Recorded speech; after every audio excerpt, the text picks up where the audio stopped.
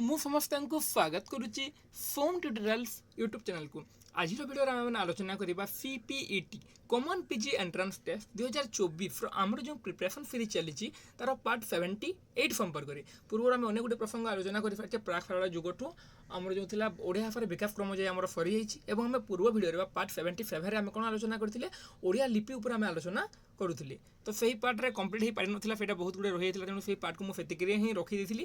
ତ ପୁଣି आज आलोचना करबा आम देख आम जो पूर्व 4टी लिपि पढ़ी गोटे प्राचीन ब्राह्मी लिपि, परवर्ती ब्राह्मी लिपि, गुप्त लिपि और मध्ययुगीय लिपि है 4टी लिपि आलोचना करते तुमको कही जार किसी भी डाउट अच्छे तो निश्चित भाव में कमेंट कर पचार बोली।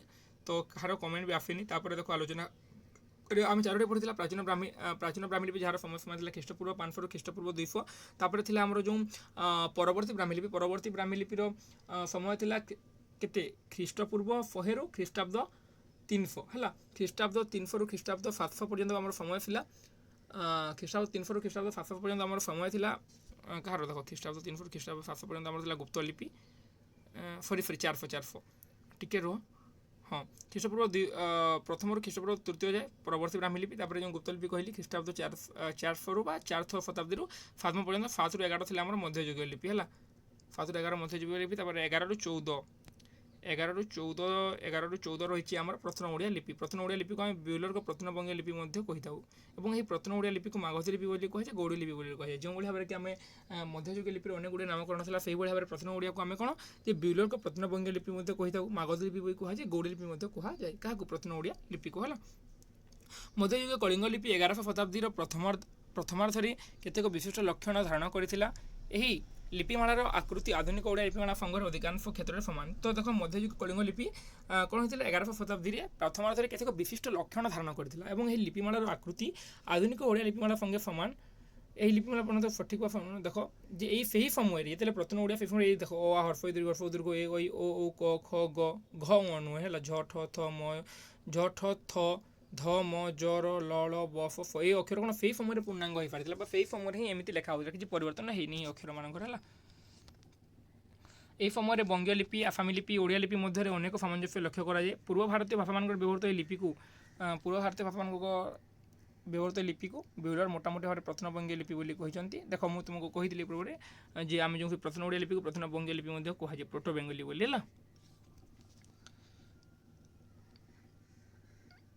देख डॉक्टर दिनेश चंद्र सरकार परीक्षा प्रश्न आसपे जे गौड़ी लिपि है आमर जो रही कौन लिपि आमर जो अरे प्रथम ओडिया लिपि को गौड़ी लिपि आख्या किए देते दिनेश चंद्र सरकार गौड़ी लिपि आख्या देते है और कुंज बिहारी त्रिपाठी मागधी लिपि आख्या देते। देख मुझे तुमको कही पूर्वर जे ये प्रथम ओडिया लिपि को मागधी लिपि भी कहुए और गौड़ी लिपि भी कहुए। तो मागधी लिपि बोली किए कहले और गौड़ी लिपि बोली किए कहले मागधी लिपि बोली कहले किए कुंज बिहारी त्रिपाठी और गौड़ी लिपि बोली कहले दिनेश चंद्र सरकार। यहाँ मन रख है। देख डॉक्टर सत्यनारायण राजगुरु निकट में गंडी बाड़ा प्राप्त बौद्ध प्रतिमार पादफर दुईटी पंक्ति सर्वप्रथम ओडिया प्रथम ओडिया लिपि व्यवहृत। तो जानी समस्त यहाँ जो आम जो गंडीबाड़ा फिला ऊपर पढ़ुला देवकही भगती करुण अच्छा कुमार से दुई पद जो सहीटा कौन से प्रथम ओडिया भाषा में देखा पाइबा है। यार द्वितीय दृष्टांत भी राजा वज्रदेव ताम्रशासन ग्रहण कर छाड़ यहाँ। तो जानी था जे आम जो गंडीबाड़ा आम कौन लिपि देखा पाइबा प्रथम ओडिया लिपि देखा पाइबा। से भाव में कुंज बिहारी त्रिपाठी मत आंध्र प्रदेश श्रीकाकुलम जिलार उड़जाम ग्राम अवस्थित अनंत शिलालेखर प्रथम ओडिया लिपि और परवर्ती लिपि देखा मिले। देख से भाव में आम जो 4 निकटस्थ गंडीबाड़ा और उड़जाम शिलालेख जो है से आम कौन लिपि देखा पाइबा से प्रथम ओडिया लिपि देखा पाइबा। ता सहित अनंत वर्मा चोड़गंग ताम्रशासन सोमवंश महाराज इंद्रदत्त दासपुर ताम्रशासन चतुर्थ नरसिंहदेव त्रिमाली मठ ताम्रफलक भुवनेश्वर प्राप्त द्वितीय नरसिंह प्राप्त नरसिंहदेव सरी भुवनेश्वर प्राप्त नरसिंहदेव तमिल ओडिया द्विभाषिक शिलालेख सोनपुर आविष्कृत भानुदेव शिलालेख प्रभृति कौन आम देखा पाई था कौटा प्रथम ओडिया लिपि है बुझीगला। तो तो इम्पोर्टेंट नहीं है छाड़ देख ये मन रख तुम जे आम जो यहाँ तो जहाँ पढ़े सहित आम दुईटा मोस्ट इम्पोर्टेंट जोटा कि गंडीबाड़ा शिलालेख आउ जो रहा उड़जाम से प्रथम ओडिया लिपि देखा पाई था। प्राचीन ओडिया देख प्राचीन ओडिया समय समय के 1400 रु 1600 पर्यंत। प्रथम ओडिया प्रथम बंगीय लिपि परवर्ती देख प्रथम ओडिया आम जो आलोचना कला तार परवर्ती विकास होती प्राचीन ओडिया। यही लिपि नागरी लिपि प्रभाव देखा पाई था। प्राचीन ओडिया कौन नागरी लिपि प्रभाव आम देखा पाई था। 1395 ଖ୍ରୀଷ୍ଟରେ ଖୋଦିତ ଚତୁର୍ଥ ନରସିଂହଦେବଙ୍କ ପୁରୀ ଫଙ୍କରାମଠ ତାମ୍ରଫଳକ ଫନନ୍ଦରେ ବ୍ୟବହୃତ ଲିପି ହେଉଛି ନାଗରୀ ପ୍ରଭାବିତ ପ୍ରାଚୀନ ଓଡ଼ିଆ ଲିପି ହେଲା। তো আমার যে 1395 যে চতুর্থ নরসিংহদেবଙ୍କର ଫଙ୍କରାମଠରେ ଯେଉଁ ଆମେ ତାମ୍ରଫଳକ ପାଇଥିଲା ସେଇଥିରେ କେଉଁ ଲିପି ସେଇଥିରେ ପ୍ରାଚୀନ ଓଡ଼ିଆ ଲିପି ଆମେ ଦେଖିବାକୁ ପାଇଥାଉ। ସେଇଭଳି ଭାବରେ 1403ରେ କୁର୍ମେଶ୍ୱର ମନ୍ଦିର ଅଭିଲେଖରେ ଲିପି ଆଧୁନିକ ଦେବନାଗରୀ ଲିପି ଦ୍ୱାରା ବହୁ ଭାବରେ ପ୍ରଭାବିତ ହୋଇଛି ହେଲା। ଆଧୁନିକ ଦେବନାଗରୀ ଲିପି ଦ୍ୱାରା ପ୍ରଭାବିତ ହୋଇଛି। 1395 ଏବଂ 1403ରେ କ'ଣ ଯେଉଁ ହେଇଛି 1395ରେ କ'ଣ ଚତୁର୍ଥ ନରସିଂହଦେବଙ୍କର ପୁରୀ ଫଙ୍କରାମଠ ତାମ୍ରଫଳକ ଏବଂ 1403ରେ କୁର୍ମେଶ୍ୱର ମନ୍ଦିରର ଅଭିଲେଖ ସେଇଥିରେ ଆମେ କ'ଣ ଯେ ପ୍ରାଚୀନ ଓଡ଼ିଆ ଲିପି ଦେଖିବାକୁ ପାଇଥାଉ ହେଲା। এবং এই লিপিটা দেখো প্রাচীন ওড়িয়া লিপির নাগরী লিপির প্রভাব মধ্যে লক্ষ্য করা যায়। কেতোটি ওড়িয়া অক্ষর সহিত নাগরী লিপির এত সাদৃশ্য রয়েছে যে ওড়িয়া অক্ষর শীর্ষ দেশে মণ্ডলী পূর্বক রেখা টানি দেলে সেগুড়ি সহজে নাগরী লিপি গঠিত হয়ে যাব। দেখো পিলাମାନେ কেতোটি ওড়িয়া অক্ষর সহিত নাগরী লিপির এত দৃশ্য সাদৃশ্য রয়েছে বা এত সমানতা পরিলক্ষিত হয়েছে কাহার ওড়িয়ার এবং নাগরী লিপি মধ্যে ওড়িয়া এবং নাগরী লিপি মধ্যে এতে মানে সাদৃশ্য পরিলক্ষিত হয়ে যে কোণ যে ওড়িয়া অক্ষরের শীর্ষে তার যে শীর্ষ রয়েছে ওড়িয়া অক্ষরের শীর্ষে মণ্ডলী যে বুলা হয়ে মণ্ডলী পরবর্তী আমি যদি রেখা টানি দেবা তাহলে সেইটা নাগরী রূপ হয়ে যাব। বুঝিগলা?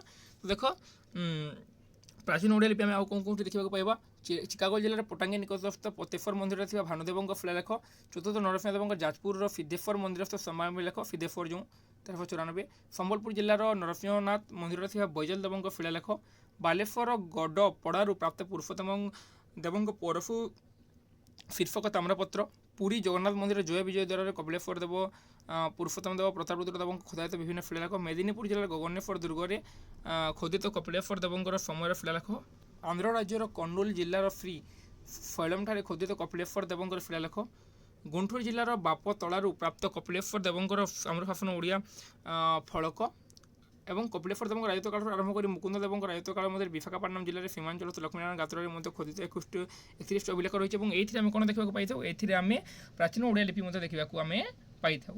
ବୁଝିହେଲା? ପ୍ରାଚୀନ ଓଡ଼ିଆ ଲିପି গলা। তারপরে নেক্সট ଦେଖିବା ଆମେ ଦେଖ আধুনিক ଓଡ଼ିଆ লিপি। দেখো আমি যেপট ভাবে আলোচনা কলা যে প্রথমে পড়িলা যে কোণ প্রাচীন ব্রাহ্মী লিপি তার সময়সীমা লা খ্রিস্টপূর্ব 500 খ্রিস্টপূর্ব 200 শতাব্দী পর্যন্ত, খ্রিস্টপূর্ব 200 পর্যন্ত 500 200 পিরিয়ডে খ্রিস্টপূর্ব 100 খ্রিস্টাব্দ 300 খ্রিস্টাব্দ 300 পর্যন্ত ছিল কাহার যে পরবর্তী ব্রাহ্মী লিপি খ্রিস্টাব্দ 400 খ্রিস্টাব্দ 700 পর্যন্ত ছিল আমার গুপ্ত লিপি, 700 1100 ছিল আমার কোণ 700 1100 ছিল আমার মধ্যযুগীয় লিপি, 1100 1400 ছিল আমার কোণ যে প্রত্ন ওড়িয়া, 1400 1600 প্রাচীন ওড়িয়া এবং 1600 অদ্যাবধি আমি আধুনিক ওড়িয়া লিপি। বুঝিহেলা? তো প্রাচীন ওড়িয়া লিপি 17 শতাব্দীর বিকশিত হয়ে আধুনিক ওড়িয়া লিপির পরিণত হয়েছে। প্রাচীন ওড়িয়া লিপির উপর ভাগর বক্ররেখা আধুনিক ওড়িয়া লিপির ক্রমশঃ গোলাকার রূপ ধারণ করিଅଛି। 1700 শতাব্দী ঠার অদ্যাবধি লিখিত তালপত্র ছাড়ো এটা দেখো এটা এটা জানিছ পিলামানে আধুনিক ওড়িয়া লিপির লিখন পদ্ধতিতে কতটি ভেদ রয়েছে? দুইটি ভেদ রয়েছে, গোটে হচ্ছে শিক্ষায়তনীয় পদ্ধতি এবং আউটে হচ্ছে করণী পদ্ধতি হেলা। তো আধুনিক যে ওড়িয়া লিপি উপরে আমি যে আলোচনা করি যেটা 1600 পরবর্তী সেইটাকে তার সেটার দুইটি ভেদ রয়েছে বা দুইটি ভাগরে বিভক্ত কোণ আধুনিক ওড়িয়া লিপি কোণ কোণ গোটে হচ্ছে শিক্ষায়তনীয় পদ্ধতি আর গোটে হচ্ছে করণী পদ্ধতি। স্কুল কলেজ মুদ্রিত গ্রন্থ মানকরে আমি শিক্ষায়তনীয় পদ্ধতি দেখা পাইবা এবং মোহরির মানক দ্বারা কচেরির কাগজপত্র মানে কচেরির কাগজপত্র যে লেখালেখি করতেন তাকে মোহরির বলে কহিথাও। তো সেইঠারে ও তালপত্র পোথি মানকরে কোন লিপি ব্যবহৃত হয়েছে সেইথিরে আমি করণী লিপি দেখা পাইবা হেলা। মোহরির মানক দ্বারা কচেরি কাগজপত্র মানকরে আমি করণী লিপি দেখা পাইবা। বুঝিগলা? দুই ভাগে বিভক্ত, গোটে শিক্ষায়তনীয় এবং গোটে করণী, কোনটা আধুনিক ওড়িয়া লিপি হেলা। করণী লিপির প্রবর্তন ওড়িশার মুসলমান শাসনকালে কাগজের বহুল ব্যবহার দেখো এটা গোটে মোস্ট ইম্পর্টেন্ট যে করণী লিপির ব্যবহার ওড়িশার কোন শাসনকালে মুসলমান শাসনকালে ব্যবহৃত হয়েছিল। প্রথম পর্যায়ে কটক পুরী জেলার কচেরি মানকর তালপত্র পোথি মানকর এই লিপি অধিক পরিমাণে ব্যবহৃত হয়েছিল কারণ কটক ওড়িশার রাজধানী হওয়ার ফলে কটক জেলার তার পড়োশী জেলা পুরীর অধিবাসী মোহরির ভাবে জীবিকা নির্বাহ করা লাগলে। সেই সময় কটক যেতে ওড়িশার রাজধানী হল সে কোণ যে মোহরির ভাবে জীবিকা নির্বাহ করা লাগলে। প্রথমে করণ জাতির লোক মানে মুখ্যতঃ মোহরির বা লেখক ভাবে কার্য করুবার সে দ্বারা স্বতন্ত্র লেখন পদ্ধতি অনুসৃত হয়ে এর নাম হয়েছে করণী লিপি। তো সেই যে কচেরি লিপি সেই কচেরি লিপি কোণ যে ধীরে ধীরে দেখ কর্ণ সম্প্রদায় মানক দ্বারা হেলা। দেখো এটা আমি যে আলোচনা করছিলা যে সেটা যে আমি কচেরিরে যে কହୁଥିଲା হেলা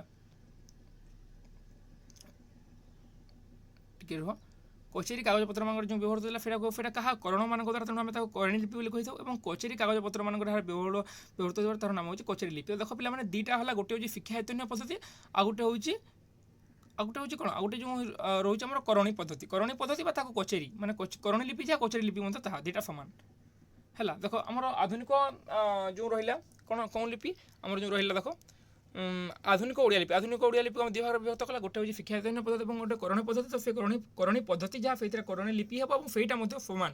କରଣୀ ଲିପି ଯାହା କଚେରୀ ଲିପି ମଧ୍ୟ ତାହା ଦୁଇଟା ଯାକ ସମାନ ହେଲା। ଶାସନ କାର୍ଯ୍ୟର ସୁବିଧା ଦୃଷ୍ଟିରୁ ତାଳପତ୍ର ସ୍ଥାନରେ କାଗଜ, ତୁଳି ସ୍ଥାନରେ କଲମର ବ୍ୟବହାର ବହୁଳ ପରିମାଣ ଦେଖାଗଲା। ଧୀରେ ଧୀରେ କ'ଣ ହୋଇଥିଲା ପିଲାମାନେ, ତାଳପତ୍ର ଏବଂ ସ୍ଥାନରେ କାଗଜ ଏବଂ ତୁଳି ସ୍ଥାନରେ କାଗଜ ଓ ତୁଳି ସ୍ଥାନରେ କଲମର ବ୍ୟବହାର ବହୁ ପରିମାଣରେ ଦେଖାଦେଲା।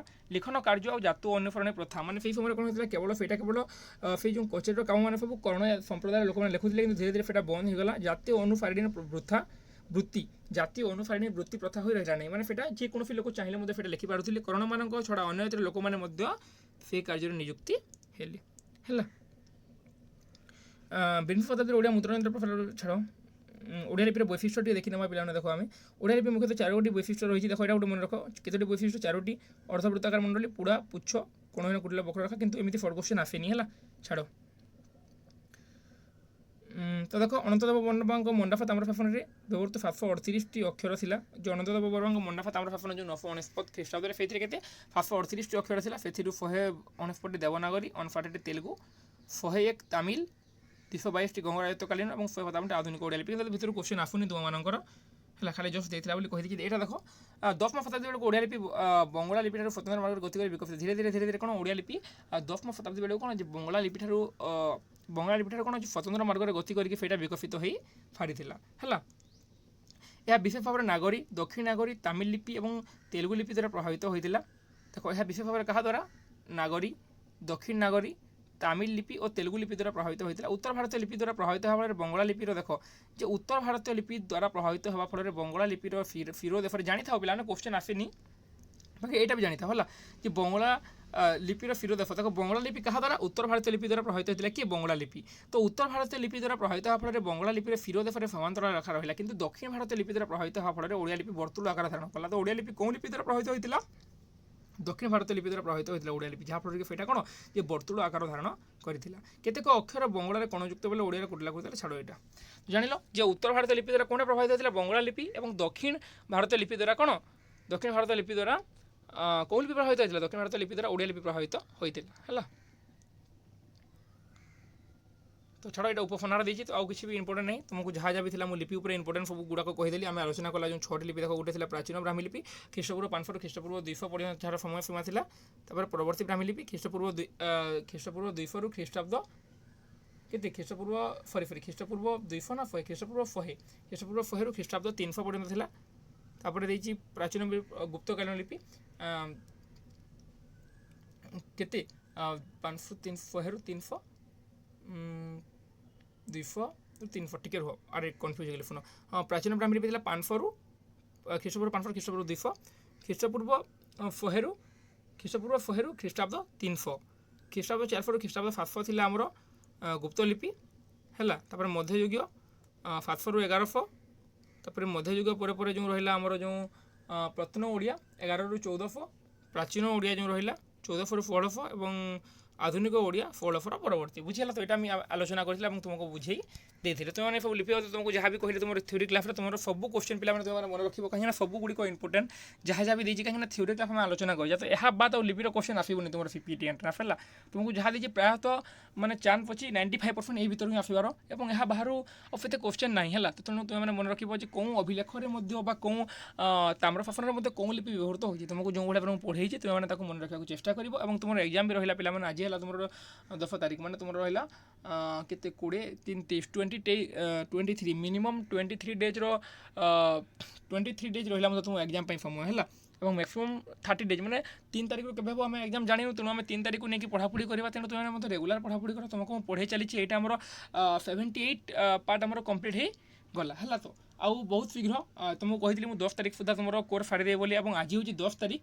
ତ ଆଜି ସନ୍ଧ୍ୟା ସୁଦ୍ଧା ମୁଁ ଦେଖୁଛି ତୁମର ସାରିବା ପାଇଁ ପ୍ରାଚ୍ୟ ପାଶ୍ଚାତ୍ୟ ସାହିତ୍ୟ ତତ୍ତ୍ୱ ଏଇଟା ସରିଗଲା। ଆଉ ଗୋଟେ କୋଶ୍ଚିନ୍ ଥିଲା ଆମର ଲିପି ସରିଗଲା, ତାପରେ ପ୍ରାଚ୍ୟ ପାଶ୍ଚାତ୍ୟ ସାରିଦେଲେ ଆମର ସରିଗଲା। ତ ମୁଁ ଚେଷ୍ଟା କରୁଛି ଆଜି ସନ୍ଧ୍ୟା ସୁଦ୍ଧା ସାରିବା ପାଇଁ, ଆଜି ନହେଲେ କାଲି ସକାଳ ସୁଦ୍ଧା ତୁମର ପ୍ରାଚ୍ୟ ପାଶ୍ଚାତ୍ୟ ତତ୍ତ୍ୱ ସାରିକି ତୁମର କୋର୍ସକୁ ମୁଁ ଯଥାଶୀଘ୍ର କମ୍ପ୍ଲିଟ୍ କରିଦେବି। ତ ମୁଁ କୋର୍ସ ସାରିଦେବି ପିଲାମାନେ। ତ ତୁମର କର୍ତ୍ତବ୍ୟ ଯଦି ତୁମେ ସିରିୟଲି ମାନେ ପଢ଼ାପଢ଼ି କର ଏବଂ ତୁମ ସାଙ୍ଗମାନେ ଯେଉଁମାନେ କି ସିପିଟି ଏଣ୍ଟ୍ରାନ୍ସ ପାଇଁ ପ୍ରିପେୟାର ହେଉଛନ୍ତି ତୁମେ ତାଙ୍କୁ ଭିଡ଼ିଓର ଲିଙ୍କ୍ଟା ସେୟାର କରିଦିଅ। ବୁଝିହେଲା ତ? ଏବଂ ଯିଏ ବି ଟେଲିଗ୍ରାମ ଗ୍ରୁପ୍ରେ ଜଏନ୍ ହେଇନାଅ, ଡିସ୍କ୍ରିପ୍ସନ୍ ଲିଙ୍କ୍ ଜଏନ୍ ହେଇପାରିବ। ଡିସ୍କ୍ରିପ୍ସନ୍ ମୋର ଇନଷ୍ଟାଗ୍ରାମ ଲିଙ୍କ୍ ମଧ୍ୟ ଦେଇଦେଇଛି, ଜଏନ୍ ହୁଅ। ଏବଂ ତୁମର ଯାହା ବି ଡାଉଟ୍ ହେଲା, ତୁମେ ଯଦି କିଛି ମାନେ ବୁଝି ନପାରିଲା ମାନେ ସାଙ୍ଗେ ସାଙ୍ଗେ କମେଣ୍ଟ କରିଦିଅ, ଆଉ ଅପେକ୍ଷା କରନି, କାହିଁକିନା ସମୟ ରହିଲା କମ୍ ଦିନ, 23 ଡେଜ୍ ଓନ୍ଲି ରହିଲା। ତ ତୁମେ ଯାହା ବି ଡାଉଟ୍ ହେଲା ସାଙ୍ଗେ ସାଙ୍ଗେ ମୋତେ କମେଣ୍ଟ କରିଦିଅ, ଯାହାଫଳରେ କି ମୁଁ ତାକୁ ଦେଖିକି ତାର ସଠିକ୍ ଆନ୍ସର୍ କ'ଣ ହେବ ସେଇଟା ମୁଁ ତୁମମାନଙ୍କୁ କହିଦେବି। ବୁଝିଗଲା ତ? ତ ଭିଡ଼ିଓଟିକୁ ଆଉ ଲଙ୍ଗ୍ କରିବାନି, ଭିଡ଼ିଓଟିକୁ ଏତିକିରେ ରଖିବା। ପୁଣି ଦେଖା ହେବା ଆଗାମୀ ଭିଡ଼ିଓରେ।